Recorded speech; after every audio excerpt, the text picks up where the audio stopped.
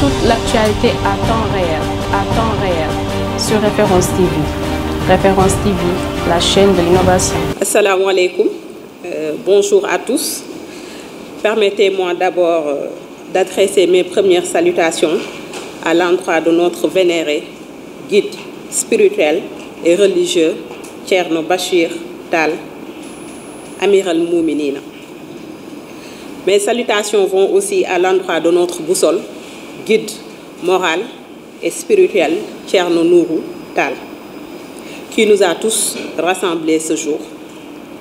À vous aussi, chers journalistes, agents de presse, fidèles et sympathisants, nous vous saluons très respectueusement.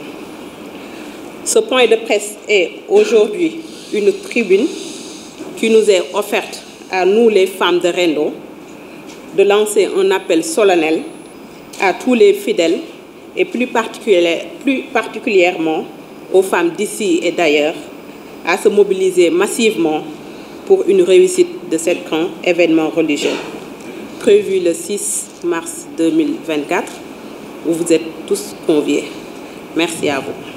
maa ngi koy jagleel sunu xalif général Thierno Bachir Mountaga Tall Amir al-Mouminina su ma paree maa ngi ciy teg sunu guide sunu boussole spirituel Thierno Nourou Tall mi nga xam ne moom moo ñu dajale fii ñun ñëpp di leen nuyu yéen journalistes yi yéen ñi fi teew di wax que ne point de presse bi tey da ngeen ñu ko jagleel mu nekk tribune boo xam ne dañ ciy woo femme Rendo yëpp di lancer aussi message ci fidèles yi yëpp ñu ñëw fekkee événement bu mag bu ñuy waajal ci Halwar événement bi ñu ngi koy jagleel